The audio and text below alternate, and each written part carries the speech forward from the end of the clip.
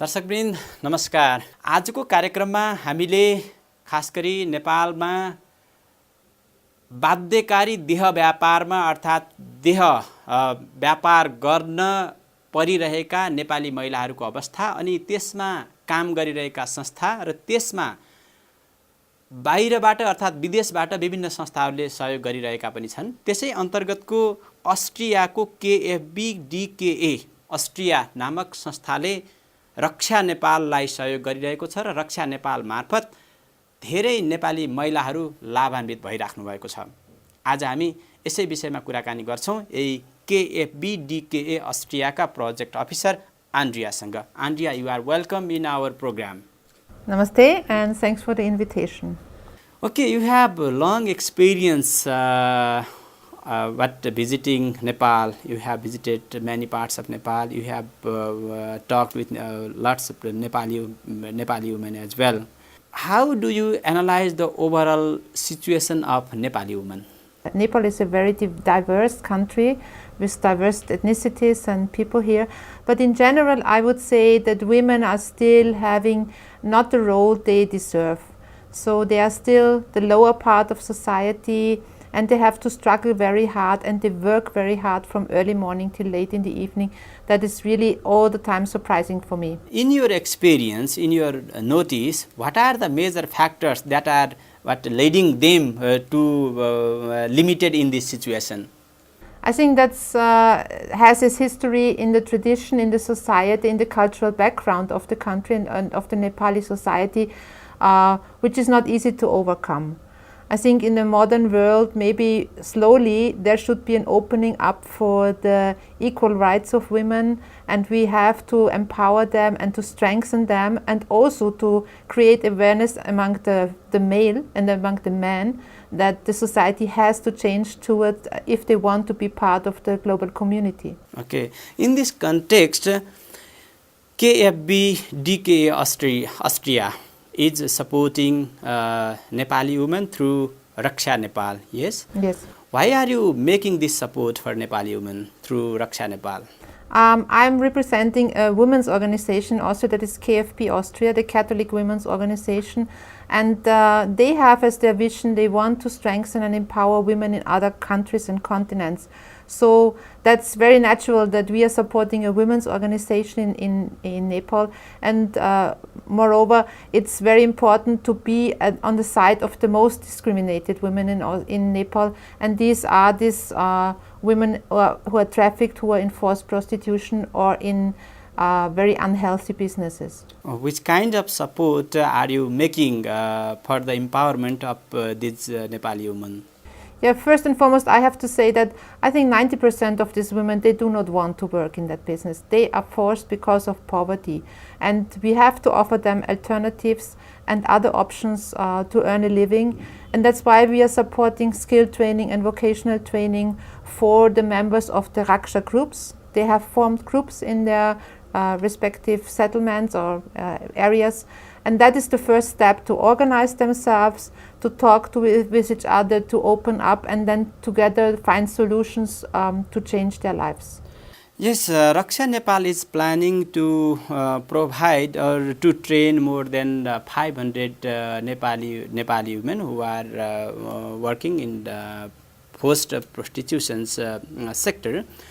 Do you think it is possible to resettle them for their economic empowerment, make them feeling their dignity, to protect their women rights or human rights?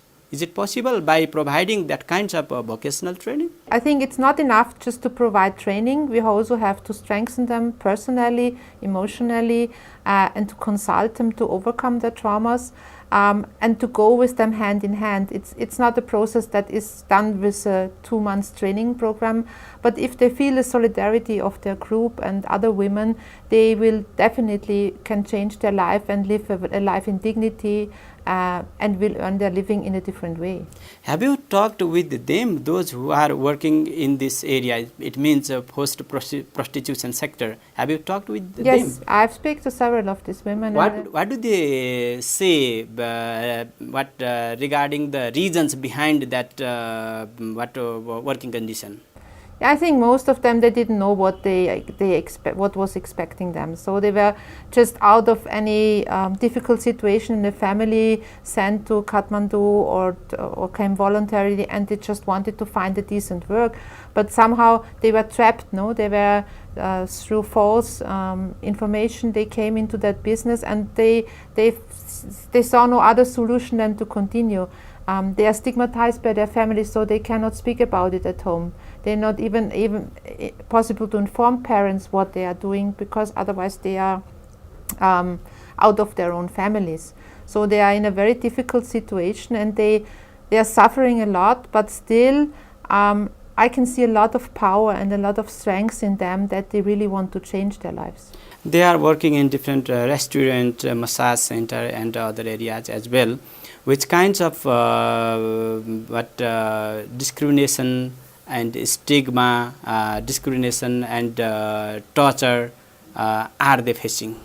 I think the root cause is that Nepal is denying that there is prostitution in Nepal, and it's not legal. And despite Austria, where we have at least legalized prostitution, it should be done also in Nepal, because that is a fact that we cannot deny. Even if it's voluntarily or not, prostitution is existing.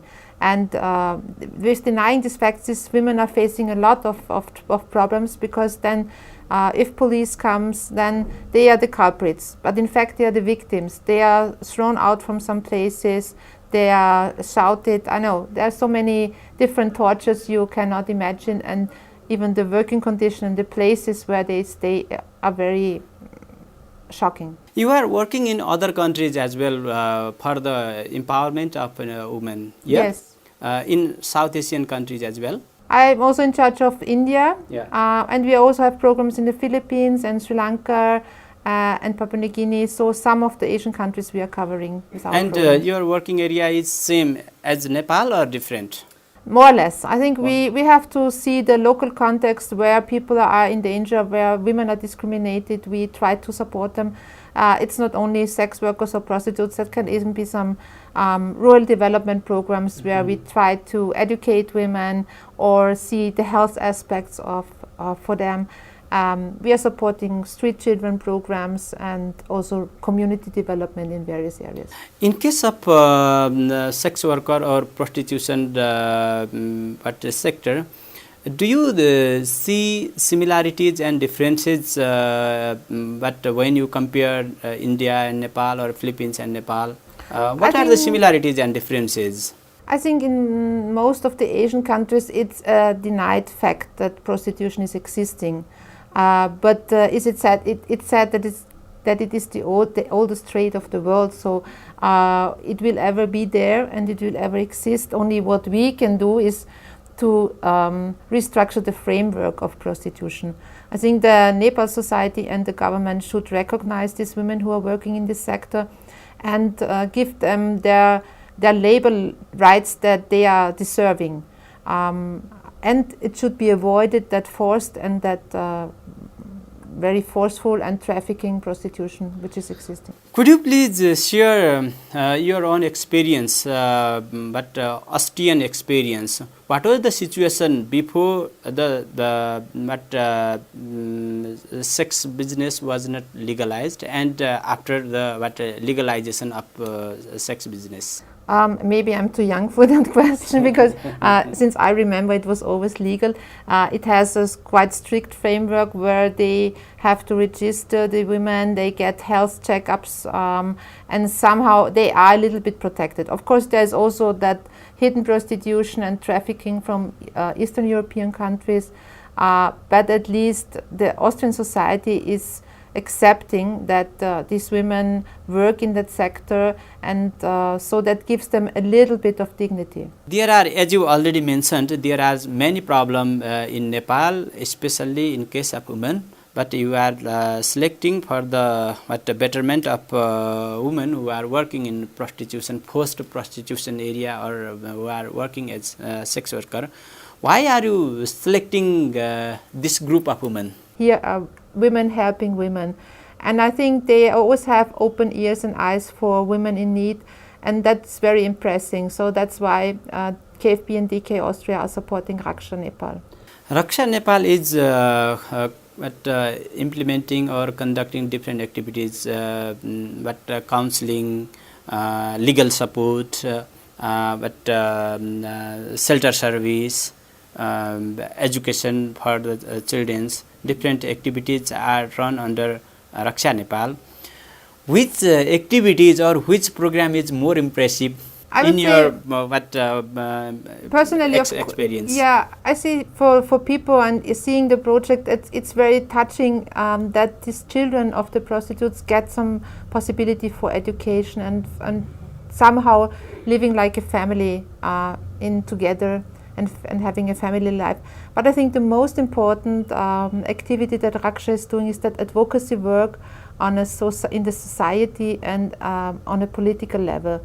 Because if the framework is not changing, if the politicians, if the stakeholders are not listening, if media people are not aware, if police is not protecting women, then the situation will not change. So I think all components are very essential, but I think that changing of structures should be our main vision and goal. In your experience, what are the challenges to overcome this problem? I think this deep-rooted patriarchism in the society is one of the root causes that women are still not equal as men, and only if this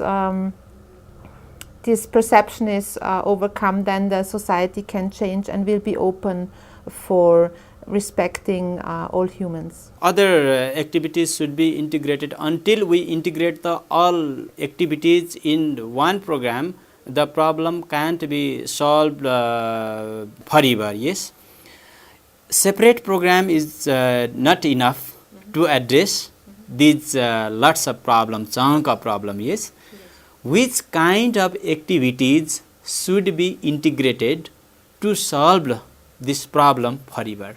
I think that awareness work with stakeholders, with responsible politicians, that is an activity that should be increased, and this public awareness should change. I mean, if the women, and there are so many women suffering in different forms of violations and discrimination, if they speak up, if they organize themselves, then they get a voice, and this voice will be heard not only in Nepal but all over the world. If you remember the incidents of Delhi, that rape cases, that was really a bomb that blasted all over Europe, and also the movements here in Nepal were very well heard in Austria, which is a small country in Europe. But still, if there is a movement together, then things will change. Do you think this part is missing component of overall Nepali women's rights movement? I think they are already starting, they are doing, but that could be even more. And it's maybe also possible if women also take up political responsibility. If they involve in politics and in good governance, then also the situation for the ordinary women, for prostitutes, for housewives, for every woman will change. What is the confidence level and awareness level those women who were rescued from their working areas and coming in shelter and getting engaged in training? There's a lot of change, and you can see that they gain confidence, they are more strong, and what is really admirable is that they are not taking into account their own fate, but they also want to work for the others, and they engage themselves still to help others out of that situation. That is very impressive for me. And there you can really feel the change, that they have learned something and they really changed their lives. What is your future plan to work with Raksha Nepal and to work for the empowerment of these women? We will give hand-holding support for them. We try to support them financially, because personally I cannot be there all the time. But I have full trust in the team of Raksha Nepal and of Menuka. She will will make very good use of the funds that are coming from Austria, and the program, the activities will continue. The overall vision for me is that Raksha Nepal is not necessary anymore, because the women's rights are ensured. There is no discrimination, there is no violence against women. I think it will remain a vision, but that is the the aim towards we are striving. Are you working with other organizations in Nepal as well? Yes, we supporting several partners here in various issues. Can be women issues or developing rural areas where people live under very difficult circumstances and trying to earn a living. I saw that one of the major problems is that strong migration that is going on from Nepal, and people are losing the man force in the rural areas. So it's also one of our aims to offer alternatives in rural areas that families can earn their living from their land. In your opinion, what is the role of media to fight against this problem, or to support these women who are forced to work by facing these discriminations and by getting exploited? I think media can play a very big role in many ways. On one side is to demonstrate what are the examples, what are the situations of women, how they are suffering. But it's also important to show these positive best practice examples, because then other women will get motivated and get more strength that they can also make it up. I think that, and also influence on society, on changing of the mindset of people, that these women deserve respect and dignity. That is also something that media can promote. Probably you are, to some extent, you are familiar with Nepali media, which are providing different content. It is mostly political, then some social issues as well. How do you notice that practice or that priority that Nepali media is making regarding these issues? It's still too little. I think that that can be more, and that there's a possibility for media also to get more profile. I think it's of no use if this is just some serials or some entertainment for people, but media also has a role of educating people, and it's a big chance also to change and move things. So the power of media is very, very big.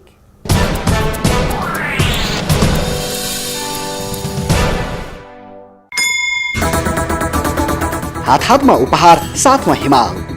हिमालको ग्राहक बन्नुहोस्, साथमा पाउनुहोस् बालबालिकाको लागि उपयोगी Midas e-class, LED tube light र bulb, solar बत्ती, बीएफडीआर हिलको gift voucher र green city हस्पिटलको निशुल्क स्वास्थ्य परीक्षण सेवा र हरेक महिना एकजनालाई टिसोडको नाडी घडी उपहार। यो योजना काठमाडौँ उपत्यकाका लागि सीमित अवधिको लागि मात्र।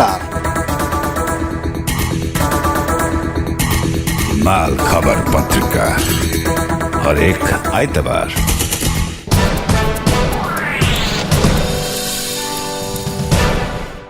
You have visited many rural areas as well. As you already mentioned, you have visited Dolakha district. You have visited other Tarai district as well. Do you see the discriminations and disparities of Nepali women in rural areas and urban areas? There is not much difference, because the structure of discrimination is always the same. The forms may differ, but in general the women are those who work more, who work hard, who have all the responsibility, but very little gain out of it. And so I think that respect from all sections of society for women has to change and has to increase. It is said that until women are empowered, the overall national development is not possible. In this context, how the overall empowerment of Nepali women is connected to the national development and national prosperity? I am asking you based on your experience, and I am intending to know your opinion. That women can be or can play a big economic role. We have started several programs where they started some income generating activities, and they are selling livestock or vegetables or something. That starts in very small areas, but if we strengthen women economically, they can contribute to the national economy, and that will help the whole state to improve the wealth and the state and the economic growth of the state. So in that case, in that way, they can also be a very important factor of workforce within the country. From where can we start that part? First of all, can we start by ensuring their rights in the law, or we have to invest lots of money to achieve that goal, or we have to aware massively to the stakeholders, or from where can we start? If we educate women, if we create awareness among men and women about economic systems and how economy function, then they are ready to contribute. I mean, because they want to have a decent life, they want to have a certain income, and just this education, that training program that can start on a local grassroots level is very simple to achieve, and it's very easy to manage. And I think that we should involve more the VDC responsibilities, and this VDCs should be strengthened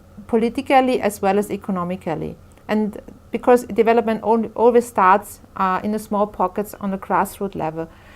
It doesn't help if millions of rupees are pumped from government into some projects where no one feels responsible for it. Could you please share some experience, especially positive aspect, which have been initiated for the empowerment of Nepali women? Mm-hmm. What are the positive aspects? There may be some positive aspect as well, based on your experience and your notice. Yeah. And what are the positive aspects? First and foremost, they gain confidence. Their personal feelings are better. The example would be, I visited very often the project in Dolaka area. There they formed on community level self-help groups. They do savings, and then in a kind of rotation fund, they also give small credits to other women. So they can start a little business, and with that additional income, they can send their children to school. So the next generation of children is already an educated generation, and they have the possibilities to change the society and the living situation in the rural as well as in urban places. And if women get that information and that awareness, also the health status is improving. Next issue would be nutrition. Earlier, they have very simple food in the rural areas. Nowadays, they have the changed food pattern. So that means more vitamins, more minerals, better health status. So in many aspects, the life of women is improving and can be improved with very simple means. And the role of media again is to spread that news and to really promote these initiatives that starting in the village level but can be really a best example, best practice for other areas. This television program is watching by large mass of Nepali people. What is your message for those people who are watching this program? My message would be that don't feel shy, be strong, be bold. You're not alone. There are so many women in distress and in difficult situation, but your voice will be heard. Your voice will be heard in radio, in TV, and you can contact at any time the organization Raksha Nepal, who gives counseling, or other organizations are there. I think the women can be strengthened if they speak up, if they do not feel shy to talk about the problems, and together we can overcome and will improve the situation. Which kind of support can Raksha Nepal make for those women who are facing the problem? Yeah, in many forms. Maybe first of all, counseling and having an open ear for their problems and whatever discrimination they are facing. If they cannot help directly, they can refer to the suitable institution. They can give legal support if there's a legal case, and they can definitely feel that emotional solidarity with other women if they get in touch. Thank you, Andrea, very much, especially valuable time and valuable information. Thanks a lot, and many thanks for this invitation. Okay, thank you very much. You're welcome. हस् त दर्शकवृन्द, यही कुराकानीका साथ आजको रूपान्तरण कार्यक्रम यही सकिन्छ। अर्को हप्ता फेरि यस्तै विषयवस्तुमा गरिने कुराकानीका साथ तपाईँ हाम्रो भेटघाट हुन्छ। आजलाई बिदा दिनुहोस्। नमस्कार।